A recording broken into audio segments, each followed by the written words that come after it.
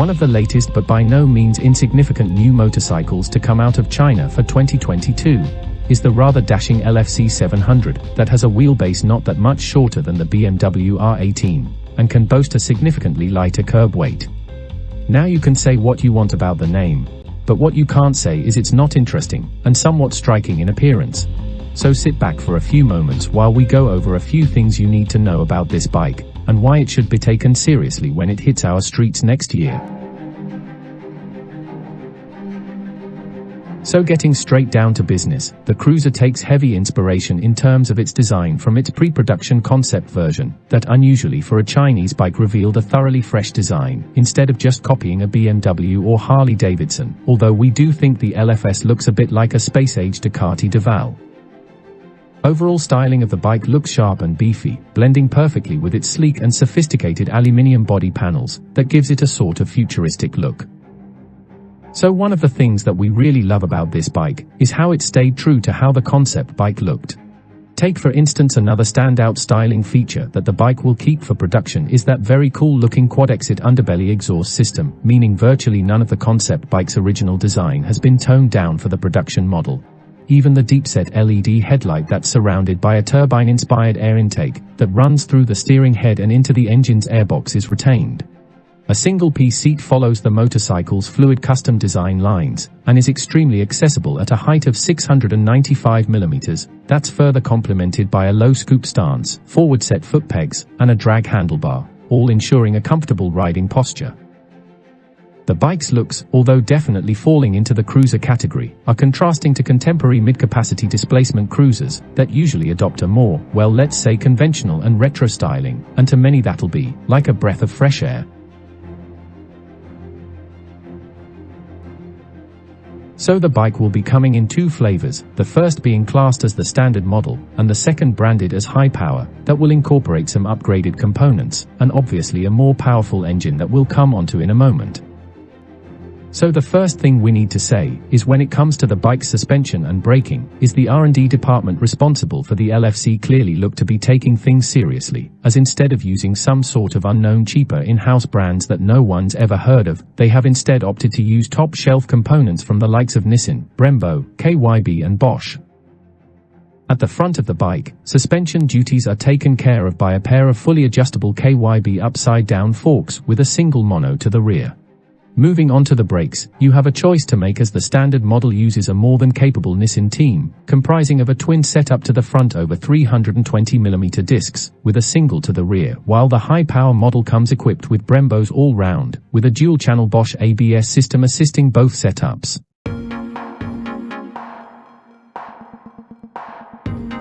The LFC's engine's a 680 cubic centimeters design that bears some distinct similarities to Honda's CB650 with the same 67mm bore and compression ratio, but adds an extra 2mm of stroke to gain 31 cubic centimeters more capacity. As we mentioned a moment ago, the bike's inline four-cylinder engine has two power ratings, the standard producing 83 brake horsepower at 10,000 RPM, while the high-power version produces 90 brake horsepower at 11,000 RPM. Torque remains roughly the same for both bikes, producing 44 foot-pound or 60 Nm and 46 foot-pound and 63 Nm respectively. The top speed for the standard is pegged at 105 miles per hour, while the high power is said to hit a shade over 120 miles per hour. That, to be honest with you, considering this bike's a cruiser, is more than enough.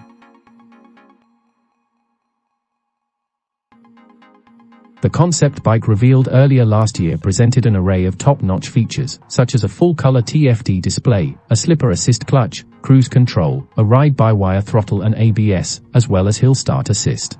However, although the production version misses out on a ride-by-wire throttle, in spite of this, the LFC700 is definitely still one of the better-equipped machines in its segment. Lights are LED, and the bike has smartphone functionality, with a keyless ignition completing the package. The bike's engine's fitted to an alloy beam frame, with a long low style, that as we said earlier gives the bike a stance similar to Ducati's Duval, but wrapped in styling that's completely unique. A massive 310-section rear tire that's normally only fitted to unique handmade custom bikes was fitted to the concept bike, and surprisingly the same appears to be used on the more expensive model, although Benda has said that the big rubber will be optional, with a slightly slimmer 240-section rear coming on the standard model.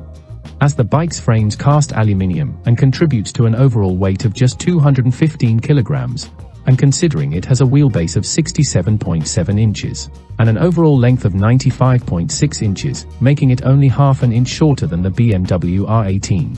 Crucially, the LFC is claimed to be 129.7 kilograms lighter than the German machine, making it far easier to handle. So with newly recognized reliable brands emerging from China like CF Moto, and the recently acquired Benelli brand, now producing bikes out of China that we can actually trust, the Chinese motorcycle industry could continue to pose some problems in the future, however, given its history of copying European and Japanese bikes, and its reputation for cheap low-quality machines. In some circles, talking about a Chinese-manufactured motorcycle's considered blasphemy. But it can't be denied that it's currently one of the fastest moving in the world, with a growing number of brands striving to create high-capacity models that can compete on the world stage but at a much lower price, and with the LFS set to go on sale for reportedly the equivalent of somewhere between £5,000 and £6,500 in their home market. We reckon the upper figure will be more close to the actual price when it hits European showroom floors sometime in 2022. So what do you think? Is this bike a goer? And more to the point, if they can make a Chinese bike of this size so light, why can't BMW do the same? Anyway, drop us a comment with your take on this bike, and until next time, thanks for watching this review.